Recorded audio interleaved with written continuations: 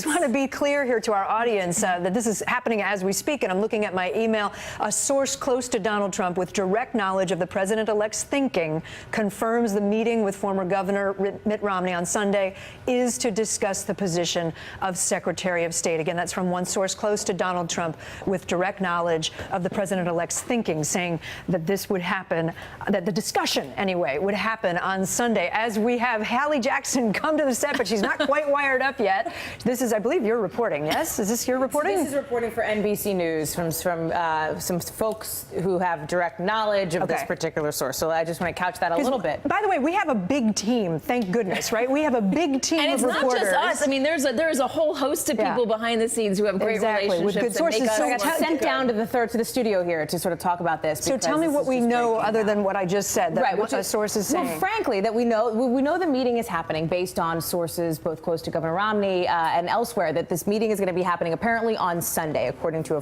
somebody close to the Utah governor, former Utah governor.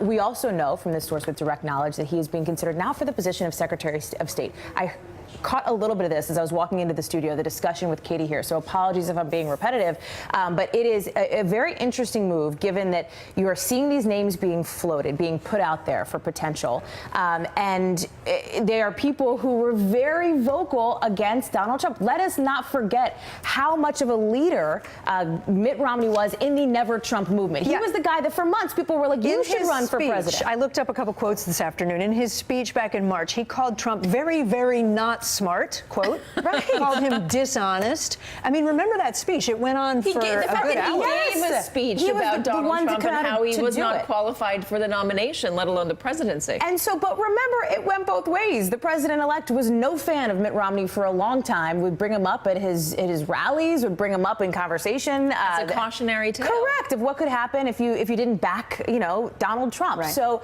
there has been some discussion about this idea of a team of rivals, right? When you look at somebody like a Nikki Haley, who, by the way, also floated, as we know, for Secretary of State, this seems to be the position that a lot of folks keep your enemies close. Yeah, but, you also have to wonder how, the question will be how legitimate that really is, because there is one thing that Donald Trump has proven through this entire campaign via his actions, which is loyalty matters most. I want to bring in Casey Hunt, because she's with us in Washington, and she covered Mitt Romney. She knows Mitt Romney pretty well.